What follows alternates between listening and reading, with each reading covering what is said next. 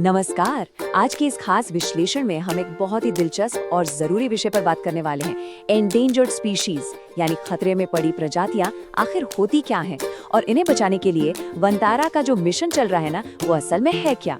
आइए बिना समय बर्बाद किए सीधा मुद्दे पर आते हैं और समझते हैं कि ये मिशन इतना क्रूशियल क्यों है और कैसे ये वन्य जीवों के लिए एक बहुत बड़े बदलाव की शुरुआत कर रहा है।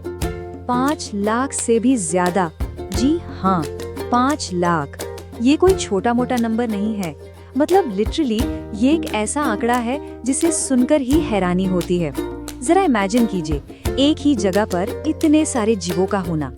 गुजरात के जामनगर में जो वनतारा है ना, वहाँ इस वक्त कम से कम 5 लाख से भी अधिक एंडेंजर्ड स्पीशीज मौजूद हैं। इतने बड़े लेवल पर वाइल्ड लाइफ को एक ही जगह पर प्रोटेक्ट करना और उनकी देखभाल करना, सच में ये अपने आप में एक बहुत ही अभूतपूर्व और बड़ा कदम है। अब इतने बड़े नंबर के बारे में जानने के बाद जहन में एक बहुत ही बेसिक सा सवाल उठना बिल्कुल लाजमी है। वो ये कि ये एंडेंजर्ड स्पीशीज का मतलब आखिर होता क्या है। क्योंकि देखिए, इस पूरे प्रोजेक्ट की जो अहमियत है ना, उसे गहराई से समझने के लिए हमें सबसे पहले इसी बुनियादी सवाल का जवाब जानना होगा। तो असल में इसका सटीक अर्थ क्या है? एंडेंजर्ड स्पीशीज हम उन प्रजातियों को कहते हैं जो बिल्कुल विलुप्त होने की कगार पर खड़ी हैं। यानी कि ये वो जीव हैं जो भविष्य में हमारी धरती से पूरी तरह गायब हो सकते हैं।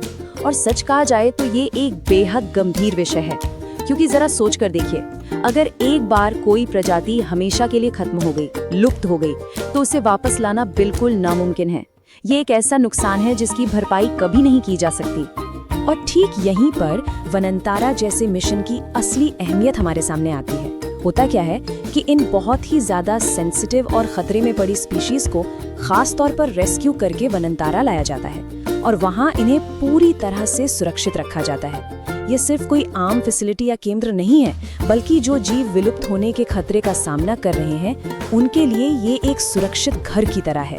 एक ऐसी जगह जहां इन जीवों को सच में एक नया जीवन देने की लगातार कोशिश की जा रही है। तो जैसा कि ओरिजिनल सोर्स ने भी बिल्कुल साफ तौर पर अपना संदेश दिया है, एजुकेशनल वीडियोस के लिए हमें फॉलो कीजिए। और ये सही भी है, क्योंकि वाइल्ड लाइफ को लेकर जागरूकता बढ़ाना आज के समय में बहुत आवश्यक है।